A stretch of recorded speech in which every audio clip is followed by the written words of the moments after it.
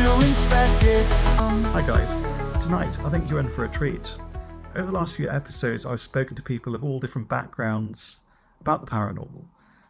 People that are experiencers, believers, paranormal researchers, even actors. I've spoken to genealogists, I've spoken to hypnotherapists, I've spoken to mediums, and it's been wonderful getting to know their world and know their stories. What about ghosts in our culture? For those who either don't believe, whichever, it seems to be part of our British culture, this image of the ghost, the veiled figure with two little peepholes, thinking back to Scooby-Doo back in the day.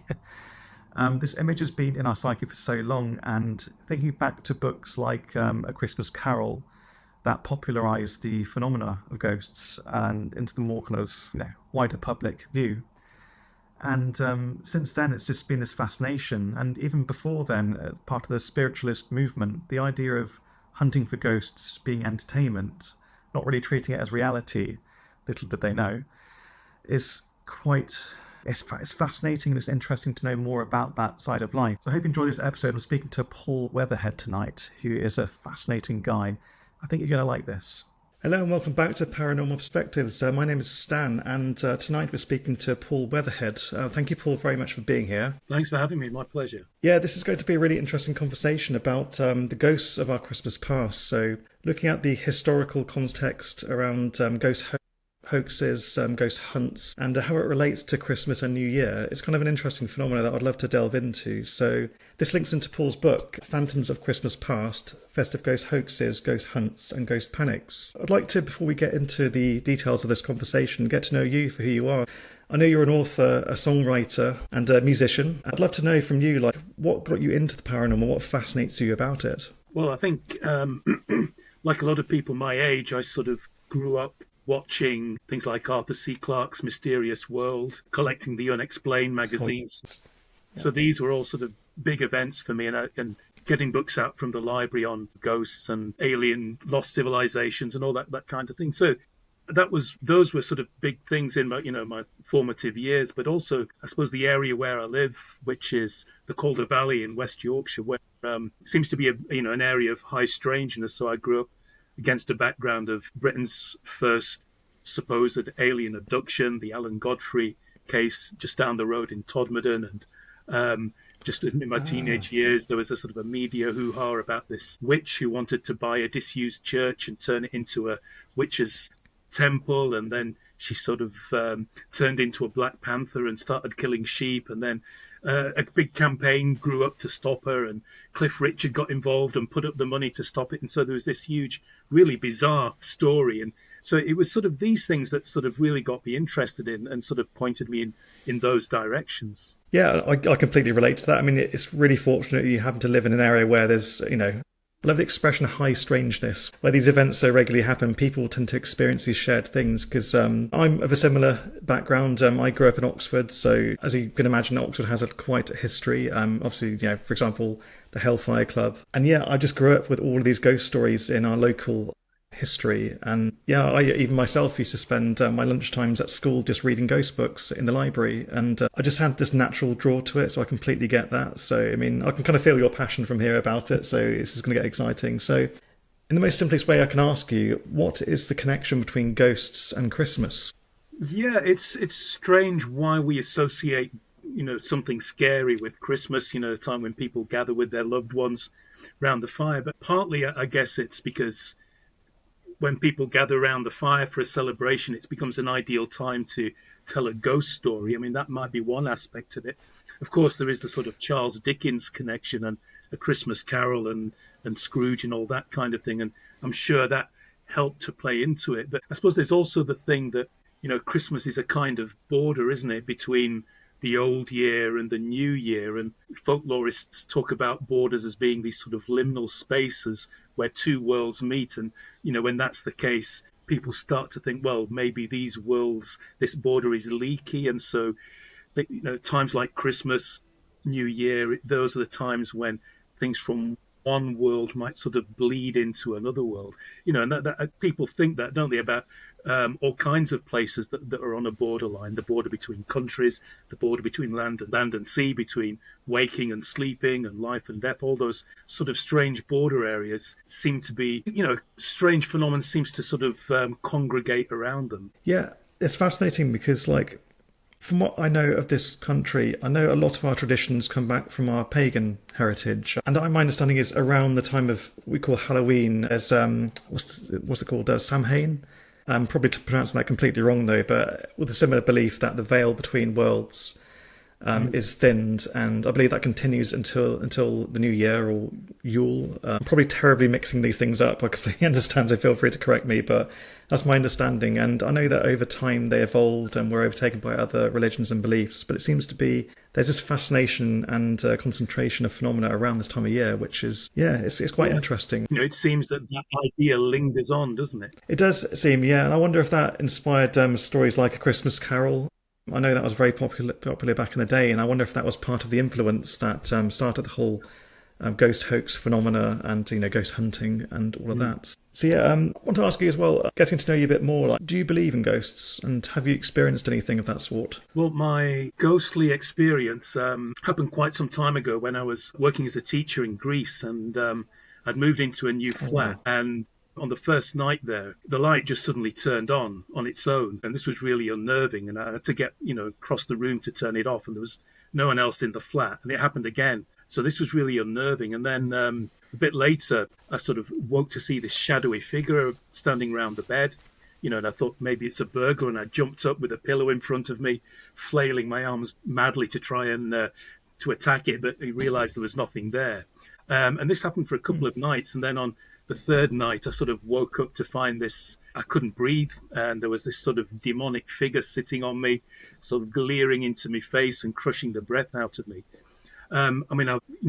As years gone by, I've realized that was what people call sleep paralysis. And, and I think that what happened was my sleep was disrupted because Greece was a hot country. I started having a siesta and my patterns were all over the place. But this is, it's, estimates vary, but, somewhere between 5 and 20% of people experience this thing where your body's paralyzed because you're still dreaming, but your mind sort of wakes up, and it's accompanied by these terrifying hallucinations that seem to reflect the culture that they're from. In some countries they see goblins, sometimes ghosts, and that kind of thing. Turns out that the light, there was a second light switch hidden behind the duvet of the bed on the wall at the same height as the duvet, so I was kicking it with my knee at night, and that was what was turning the light on. So that's a long way of saying that's my sort of ghostly experience, but I wouldn't say that I was a believer in ghosts. I'm more sort of interested in the social, the cultural background to ghosts, and how people's view of ghosts have changed over the years. Because if you look at things like medieval ghosts, they're really weird. They sort of, if you're familiar with the Byland Abbey ghost stories, where this is an abbey in North Yorkshire where a monk in medieval times wrote down ghost stories from the villagers, and the villagers would say, I was haunted by this ghost who inhabited a haystack, or quite often the ghosts were more like what we would call zombies, who, they come up from their grave at night and wander around the village being chased by dogs and scaring people. So it's only sort of since the 19th century, I suppose, where we've got this more floaty, ethereal view of ghosts that, maybe comes from things like spiritualism and spiritual photography in the 19th century. So it's that. I'm really interested in that kind of thing, in how people's perceptions and the way they view ghosts have changed over the centuries. Yeah, I can completely understand that. Yeah, I know people that have experienced sleep paralysis. I think I have in the past, but it's not really something I can remember so much. That, the separation between dream and conscious reality can sometimes get mixed. And, of course, certain faculties of the body wake up before others can be used. So, some people are kind of left in that dreaming state. And similar to night terrors, for example, I had night terrors when I was a kid, and in reality, I think at the time I was dreaming about dinosaurs. I'd like a fear of dinosaurs at the time, anyway. But they're pretty scary. I remember running through the house, Yeah, but when you're in the moment, you're so scared, and I actually could literally see dinosaurs in the house. Till eventually, about a minute or two later, I just woke up fully and realised it was, a crossover dream of sorts. I called it back then. And it happens to so many people, and it can be, a good explanation for a lot of paranormal phenomena that people think they experience. I've met people that have experienced things that we can't explain really, but yeah, go ahead. Yeah. Yeah, no, I was just going to say that although, it's this sort of sleep paralysis may explain some kind of encounters that people have when they're in that strange sort of liminal state between being awake and asleep. There is an argument to be made, and it's the sort of argument that William James made, the philosopher, that it's not that sleep paralysis may be the way that the other world sort of expresses itself to us, that rather than being the explanation, that might be just the way it sort of impinges on our consciousness. So that is the sort of argument that believers can make around those kind of experiences. That, William James was famous for saying, dismissing ghostly accounts as being some kind of psychological or physiological thing is a bit like saying atheists don't believe in God because they've got poor digestion. I like that. That's very well said. So what inspires the phenomena of kind of ghost hunting or people wanting to dress up as ghosts ultimately? And are there some key examples you can use from your book to kind of best describe that phenomenon and fascination? Yeah, it sounds really strange now, but throughout the 19th century, right up to the early 20th century, dressing as a ghost, even just putting a white sheet over your head and then hanging around in a spooky location like a graveyard or a quiet country lane, and then jumping out on people and scaring them. That was a really common activity. It was like almost every town suffered from this problem. It ran from the early 19th century right up to the early 20th century.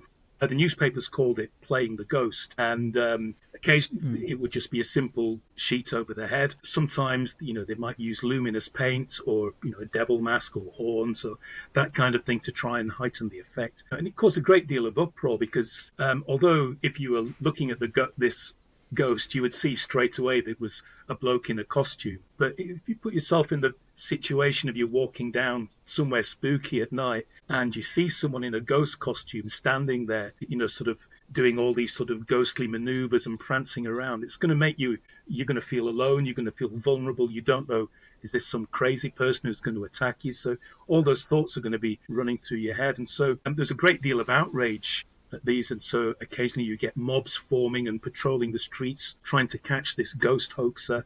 Occasionally innocent people would be beaten up. Occasionally it would just get so out of hand that it would become a riot. So that and it was so it's hard to sort of overemphasize just how rife this was. If you sort of look through the newspaper archives and look up the word ghost, you'll just find hundreds and hundreds of these. And I thought, they haven't really been studied very much. There's one academic study on these kind of ghost hoaxes by a guy called Jacob Middleton. The book's called Spirits of an Industrial Age. But there's very little popular work on this. And they're such fascinating stories because quite often it will be a ghostly legend that seems to inspire the ghost hoaxer. So there might be a local legend about a ghost that inspires the hoaxer to say, choose this location as the place for the hoax, and being a legend attached to it helps the hoax sort of spiral and get out of control. So why do you believe people would hoax a situation of that sort? Is it more for entertainment, attention? Do you believe there are kind of other kind of draws for people like that? I think it is largely, well, you could say it's for attention, although it may be more for a sense of mischief and devilment. It would be quite exciting because if you're a ghost hoaxer and you're being chased by a mob, you've got to be really fleet of foot. If you think of I'm thinking of a couple of examples. There was the Hammersmith ghost is probably the best known one. This sort of occurred in 1804, around about Christmas time, when a number of people complained that they'd seen a ghost that had scared them. There was rumours that a woman had been scared to death. Quite often, women in those days would be scared into fits if they saw a ghost hoaxer, and the newspapers would say, oh, she may never recover her sanity. And so there was a lot of concern about how this would affect women. It turned out there was no pregnant woman who died. It turned out to be a media mistake. With the Hammersmith ghost, really got out of hand. You got huge crowds roaming the streets of Hammersmith. Hammersmith then was quite a rural place compared to what it is now. It was sort of it was the place where rural orchards was sort of colliding with the expanding metropolis of London. So again, it was this kind of liminal place where you've got the rural meets the urban, the new world sort of meeting the old. And as this sort of hoax got bigger and bigger, it seems that more and more people started copying this hoaxing behavior. So you got copycat hoaxers as well. On top of that, you started to get victim hoaxers, because a lot of victims would realize that if they pretended they'd seen the ghost, they'd get the day off work, they'd be model coddled, they'd get all this attention, there'd be journalists coming to interview them. So you got this strange sort of cycle that just expanded and got bigger and bigger. The interesting one thing that I like about the Hammersmith ghost is on Christmas Day 1804, for a strange costume, a coach driver was driving through Hammersmith with his coach and horses around about midnight. This is Christmas Day, and he heard this eerie rattling noise coming across the field, and he stopped his horse and looked out over the field, and he saw this strange white figure. And as it approached, so it was obviously a bloke in a ghost costume, but as he approached, he realised it was covered in head to foot with these pig bladders filled with dried peas that were making this horrible rattling noise. And because, pig bladders filled with peas was a common childhood toy in those days. And he ran for it. But as this ghost hoax continued over Christmas and New Year, an exciseman called Francis Smith, after coming from the pub one night, took his gun out on the ghost hunt to try and catch the ghost hoaxer. And when he saw this white figure coming towards him down this quiet lane, he challenged him. And when the figure didn't answer, he opened fire. And it turns out he'd shot a young man called Thomas Millwood, who was a plasterer. Gosh. Plasterers, their work uniform was a white costume. And so this sort of just led to even more sort of media and public interest. Thousands of people, came to Hammersmith to see the body and to share stories. And then, the guy who shot him, Francis Smith, was sentenced to death. He received a royal pardon at the last minute, pretty much. And then a few days later, speaking about motives, a cobbler called John Graham was arrested and charged with being the Hammersmith ghost. But that wasn't the charge, but they said,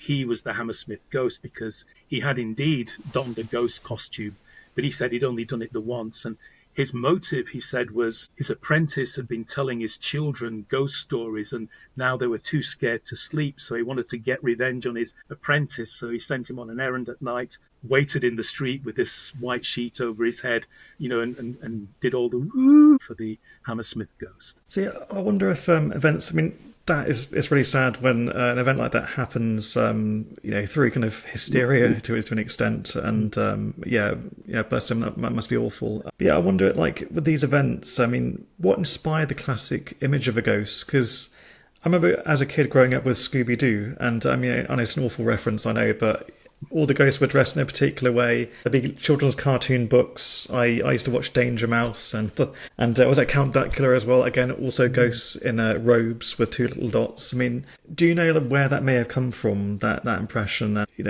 What makes it still last until today is that classic image. Yeah, I don't know why it's become such, and it's almost like the iconic image of a ghost is that kind of Casper the Friendly Ghost thing. I think it may be due to corpses being wrapped in winding sheets and these sort of pale cloths that they wrap around them, and so that might be part of it. But of course, when people see ghosts or think they see ghosts, they don't see this cartoonish ghost. They usually see something that looks like a figure, often wearing clothes. There's a lot of debate in the 19th century. How can ghosts have clothes?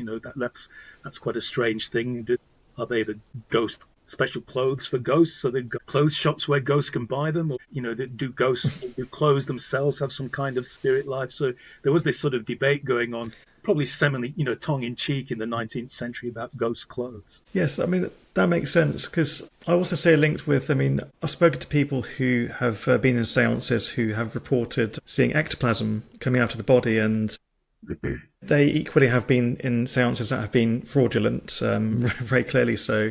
But they've been in some situations where they've experienced things that they can't explain, and ectoplasm seems to be that thing. So I kind of wondered myself if the concept of ectoplasm could maybe a translation to this kind of classic image in the sheet, but I don't know. I mean, I like Slimer from Ghostbusters as well, and I know he was inspired by ectoplasm. Oh, I'm surprised. I thought ectoplasm had sort of slowly disappeared from seances, so that's quite interesting that it still exists. Apparently, I mean, I can't attest to that because I'm only talking about other people's experiences. It's not something I've seen myself. I don't know if it's just a visual interpretation where people could see maybe mist forming in a dark room, because when the light is so low, what's the word, simulacra? Basically, there's the function of the brain where it fills in missing information. So with the low light, you may see some movement, and that may be translated to look like some sort of wet-looking mist coming from somebody. But either way, it's like it seems to be something that still happens today. Because I was surprised about that, because it's something that we associate more with 19th century spiritualist seances. I wrote a little bit about Helen Duncan, who was really famous medium in the early to mid 20th century. She was famously tried for witchcraft, but she was famous for producing ectoplasm, and because the room would be really, really dark, it'd be a very, very low red light, and the ectoplasm would sort of swirl out around, and then it would form into these sort of ghostly figures. I mean, you can look at her ghosts now if you Google them, and they look hilarious. I mean, they're clearly dolls with sort of, luminous paint on them. The harsh light of the flashbulb, sort of dispels any belief in them. And the thing that people noted about ectoplasm in the 19th century is that it really stinks. And that sort of makes you wonder where exactly it was coming from. There were rumours from Helen Duncan's servants that they had to wash these long strips of muslin cloth that Helen Duncan would regurgitate in her seances, and that they'd be covered with luminous paint, and then she'd whirl them round, and then from her little cabinet she'd poke a doll's head out, and people would believe it. There's a couple of seances down the road in the 30s from where I live that Helen Duncan did, and people saw these ghosts and they recognized them as their wife or their parent or their husband. When you look at the photos nowadays, you think, how could anyone believe that? But they really wanted to believe, in those situations that really heightened emotion, heightened tension in the seances, and really low lighting conditions, and people ended up seeing what they wanted to see. I kind of wonder how this would affect spiritualists of the day, because there are some people that do believe in these kind of things, that do experience these kind of things, and how these fraudulent events affect their reputation. Because I know a few mediums that I've spoken to, and the few that I do believe, they do have a lot to fight against that assumption that what they do and what they see is fake, it's trickery, it's an illusion. It's even people like Darren Brown, sorry, just hit my microphone there. So even people like Darren Brown admitted, and has pretty much stated his belief to a live audience. Okay, well, the concept of mediumship in itself, on its base, is completely fraudulent. It is impossible to talk to the dead or perceive things beyond our current understood senses. And I think everybody has a right to believe and not believing ultimately. Say, okay, I don't agree with that, and I get that. And there are people that take part in this whole phenomena. They see it as fun, really. Like some people go ghost hunting for fun, and they may experience things that they can explain away, and pretty much all of it they can explain away, but it's just the fun of it. Nothing wrong with that either. But yeah, I'm kind of curious to see how it would affect some other people who do have this as a belief system as well. So I get the fascination, because I used to love Most Haunted years ago, and I pulled my hands up. I used to watch it religiously every week, and but I used to watch it back then not being as invested in the paranormal as being a real thing, more of this is fun, this is entertaining, crazy things are happening. We did know over time that it was fraudulent in itself. It seems to be like a modern day reinvention of that idea from the 1800s, 1900s fascination with this, I don't know, creation of ghosts from nothing, really. So it does seem to kind of carry on into the modern day. Even shows like Ghost Adventures, popular in the US as well for the same reasons, really. So it does seem to have a place today, but I kind of wonder if could believers and non-believers live side by side? What are your thoughts around that? Yeah, one of the cases that I look at in Phantoms of Christmas Past is the Clanking ghost of East Barnet. He was supposedly the ghost of a medieval baron who died in 1144, I think it was, called Geoffrey de Mandeville, who rebelled against King Stephen and who was killed in battle. And so there were rumours that you could hear his armour clanking, and you might see this ghostly figure walking around the area near Barnet and near London. And 1926, there was a night watchman was guarding some building materials, and it was reported in the paper that he'd seen this strange skeletal figure in a military cloak, and so the stories about the ghost started appearing in the newspapers. And so very slowly, as Christmas approached, you got more and more people on the streets trying to find the ghost. And so you got these kind of impromptu ghost hunts. And then, just like you were saying about spiritualists and more casual people who had a sort of a casual interest in it, what would happen is you'd get these hordes of people descending. It became an annual thing. So every Christmas in East Barnet, you get hordes of people descending on the town, hundreds, sometimes thousands. The roads were blocked, hoping to see the ghost. And it was more an excuse for a kind of impromptu Christmas party. So, people would be scaring each other and pranking each other and having a drink. They'd be drunk. It was a sort of a fun, it was like an impromptu, quite riotous Christmas party. But at the same time, you also had the people who were trying to do scientific research into ghosts and using the modern technology of cameras and telephone communication to sort of communicate with each other. And they were outraged by all this sort of frivolousness.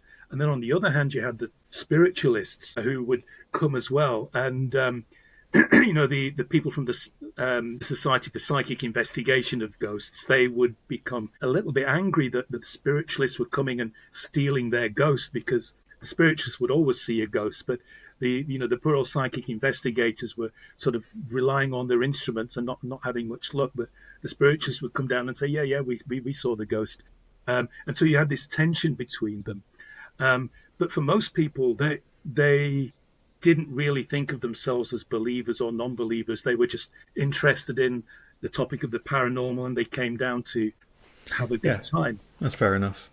It reminds me of another event that I talk about in the book, and the Islington Ghost Riot of 1899, where a chap wrote a letter to a newspaper and he said, on Christmas Day in Islington churchyard, I saw this strange white figure, ghost, and I'm going to go there again tonight to see it. So the next night, hundreds of people, congregated on the graveyard. So this was at Christmas. They were probably mostly drunk. They came after the pub. So there were hundreds of people chasing each other in and out of the graves, scaring each other, screaming, shouting. The police were there trying to control everything, but, without any luck. As soon as they ushered them out of one entrance, they'd go back in another. And these sort of graveyard, almost riots, were quite common in those days. And speaking of people's attitudes to ghosts, something that illustrates that is the Islington Ghost Riot of 1899, where a bloke wrote a letter to a newspaper and said that on Christmas Day he'd seen a strange white figure in the churchyard in Islington Church, and he was going to investigate the following night. And, the people of Islington took that as an invitation to a ghost hunt. And in their hundreds, when the pubs closed, they all piled down into this graveyard and, probably with loads of drink, and it led to this kind of riotous ghost party where people were running around, pretending to be ghosts, jumping out on each other, screaming, making ghost noises. The police came and tried to control the situation, but they couldn't. It was completely out of hand. And there were quite a few situations like this where, people's love of ghosts and the supernatural just brought crowds and crowds of people into a place to, just to maybe not just see the ghost, but just to talk to other people and share their ideas and share their stories, but also to run around and have this kind of strange drunken ghost party, that's something that doesn't really exist as much in these days. But it showed people's attitude at the time. The newspapers would be really dismissive and say, how can people be so superstitious in the 18th century, the age of science? But I don't think it was that at all. I think that people have always been fascinated by them, and they took it as an excuse for some fun and games in the dark in a graveyard. Yeah, I completely relate to that, really. I went on my first ghost hunt, and Well, I say ghost hunt loosely. It's less organised as a ghost hunt. But I went to Oxford Castle a couple of years ago, and I could feel the vibe. People, when I went there, some of them were there kind of for like a real solid investigation where they had equipment to record their experiences. We had mediums there. We had pure skeptics there as well, like a completely different spectrum of experiences, of belief systems, of various things, but they all were having a great time. And you could feel that the vibrations, you could feel that kind of enjoyment, and I can see why people get addicted to doing these things. It's just a load of complete strangers sitting about in the dark, trying to watch to see if anything happens, basically.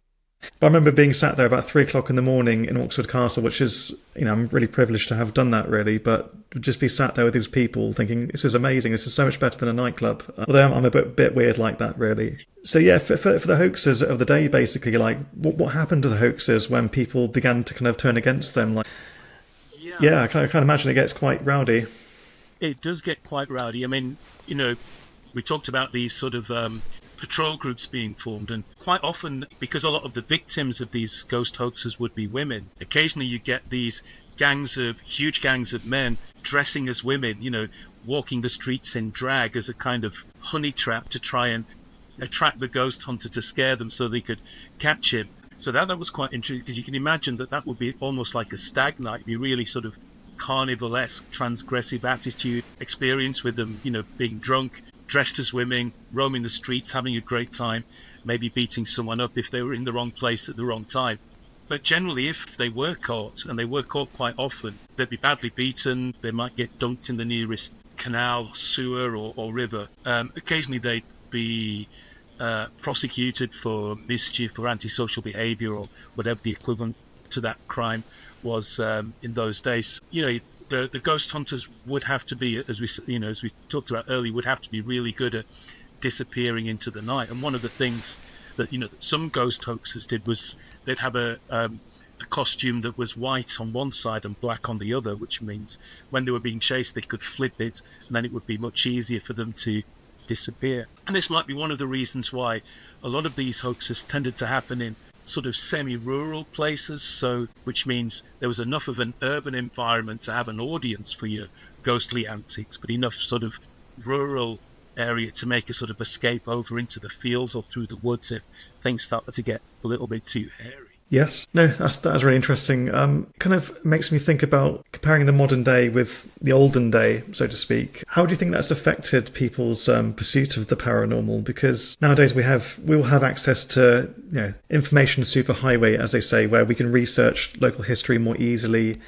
We can pull up data about places before going to them to have more bullets, so to speak, more ammunition to make it seem like we know more about the phenomena kind of happening there. And as well as that, we will have devices like mobile phones. We can create fake environments or extend the story of certain places. Like, how do you think that's kind of continue that story? Kind of, I know your book focuses on kind of like the historical context though, but how has that book kind of moved it forward into the modern day ultimately? Yeah, well, I think there is a kind of thread, because when we get to these sort of ghost hunts, there's an element of, I think some folklorists call it legend tripping, sort of going to a place rich in legend or myth and then sort of hanging around and to see what happens. There's a large element of that in a lot of the stories that I talk about, and in the things, the experiences that you were talking about in Oxford Castle. And, I think even nowadays people go on stag or hen nights and things in haunted houses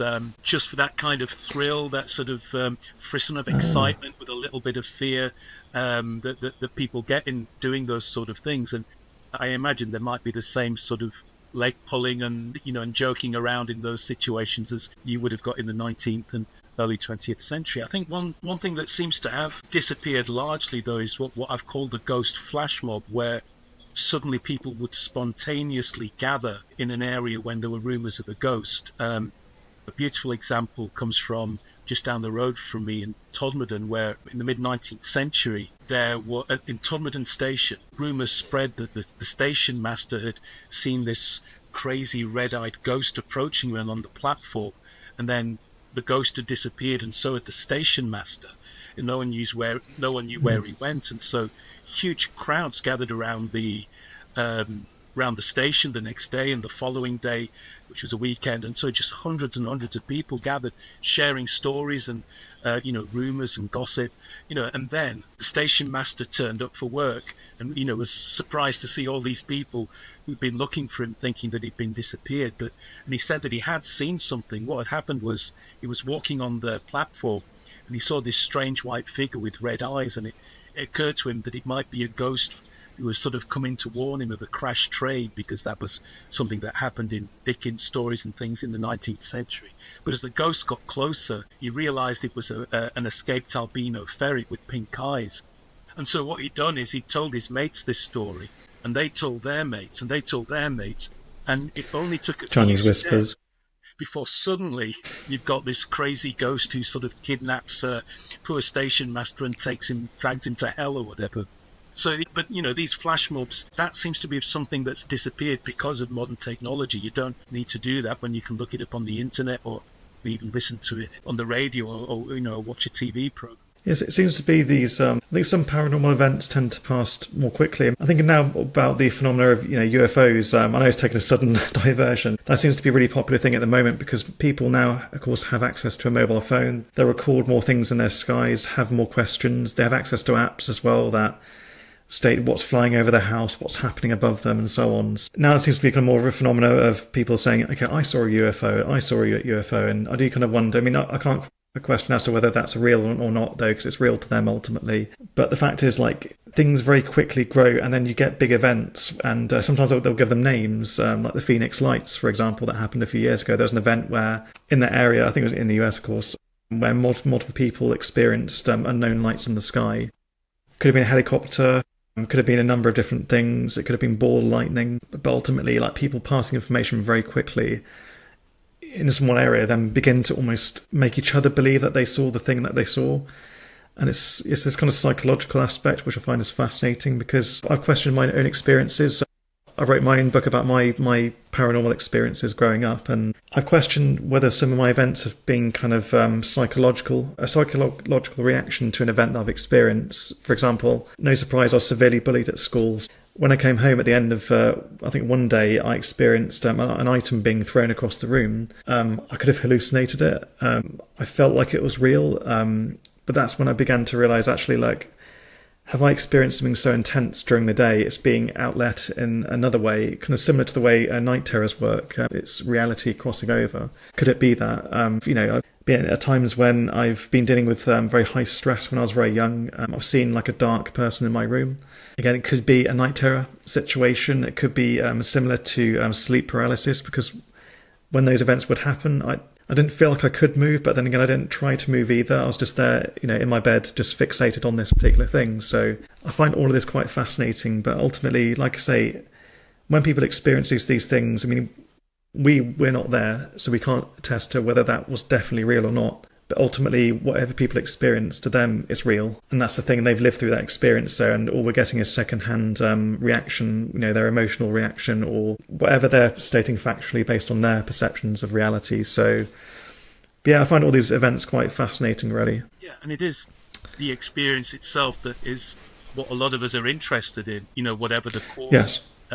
There's something to be said for studying and examining and comparing these experiences, because it is part of the human condition. These are things that people experience and have always experienced, whatever the cause or explanation that you choose. Yes. So, yeah, I mean, I can ask you so many questions about this anyway, but I'll try to keep these two within an hour. So, yeah, do you have any kind of ghost hunts yourself lined up? Do you have anything? Have you been kind of part of that phenomena, that fascination, experiencing things together with people? It's not something that I've ever done. I haven't.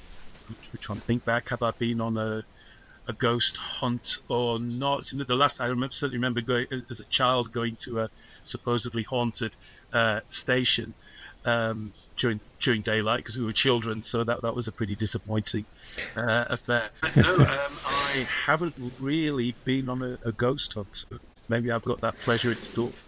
I'd recommend it. I mean, if ever you're passing by Oxford one time, let me know, and I'm happy to introduce you to Oxford Castle, because there's something about that place. It's just weird, and I don't know whether it's the people that are there that are reacting to the environment, and I'm picking that up, emotionally. But there's something about that place, and I can't put my finger on it. Yeah, I had a really bizarre experience that I can't explain to this day. Where I tried table tipping for the first time, and I thought the whole thing was a joke anyway. But now I'm not entirely fully a believer in it, but there's something to it that it just seems a bit odd to me. So, long story short.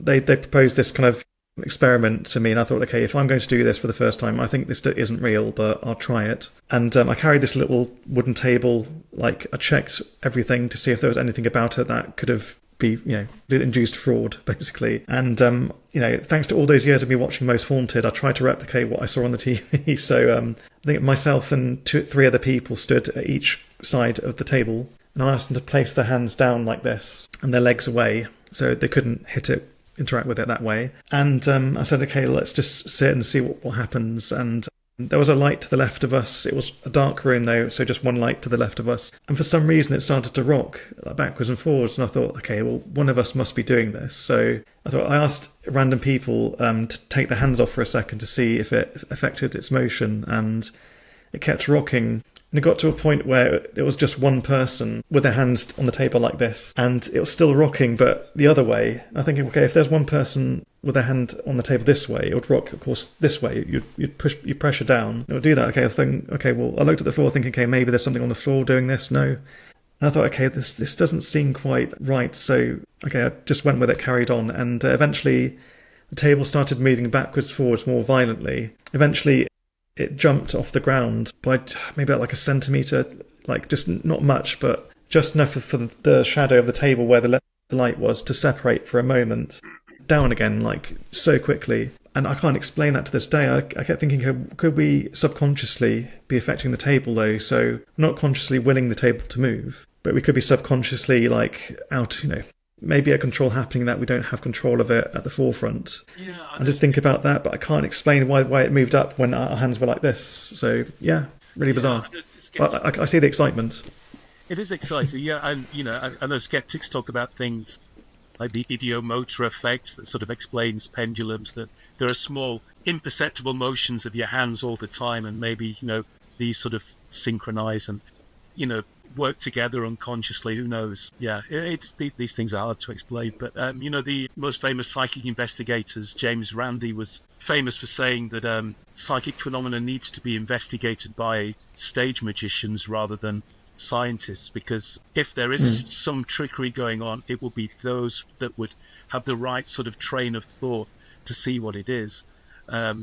Psychic investigators and scientists, they don't really have that way of thinking where they can scrutinize how would someone fake or hoax or engage in trickery, because they don't live in that world. But stage magicians, they live in that world where they're used to tricking people and they know how to do it. And if you want to achieve that effect, you've got to do this, this, and this. It's something Harry Houdini was, of course, famous for in his sort of work with mediums. So, but as to your experience, who knows? There are experiences out there where we can't really make a judgment on. And, I'm quite comfortable with things being put in a drawer that says unexplained, and you can't explain everything in the universe. Yeah, that's a very humble thing to say, really, because our perceptions of reality is so limited, and it's ever evolving. Our understanding of known physics. Anything that falls outside of our understanding, we just call paranormal. It's just a label we put onto things we have yet to understand.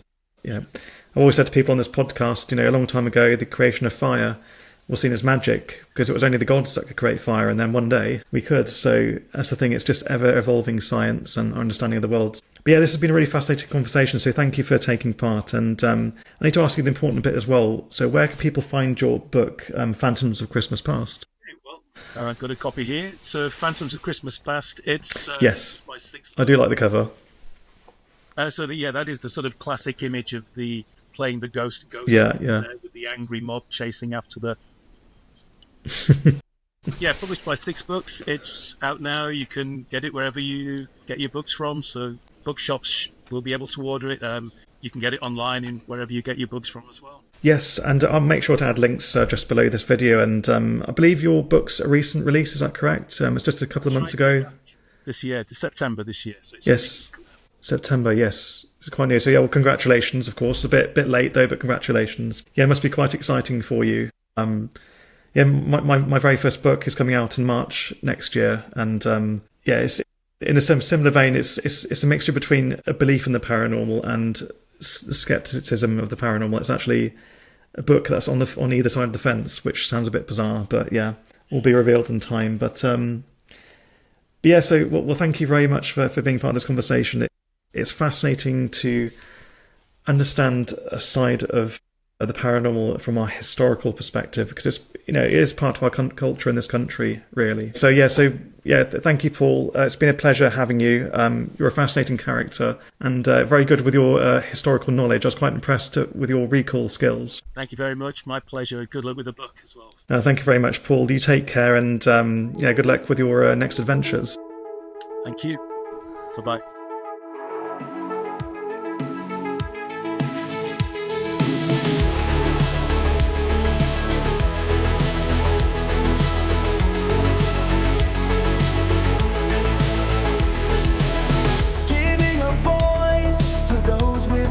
Choice, sharing dreams and blowing off steam.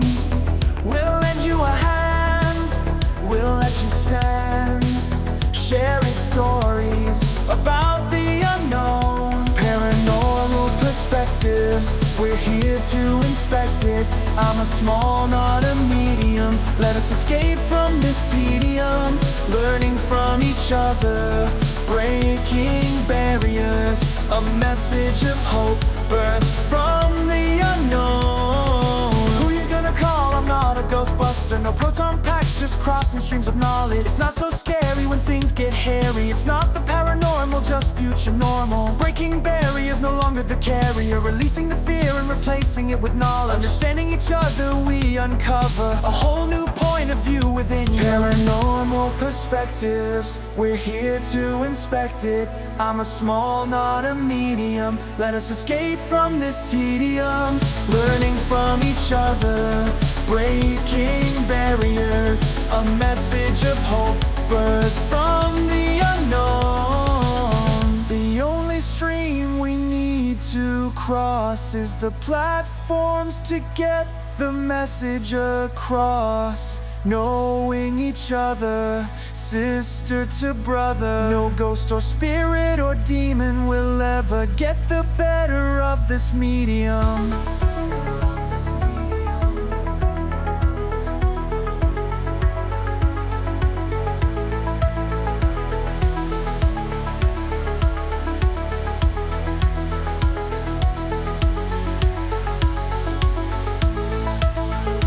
Paranormal perspectives, we're here to inspect it. I'm a small, not a medium. Let us escape from this tedium, learning from each other, breaking barriers, a message of hope, birthed from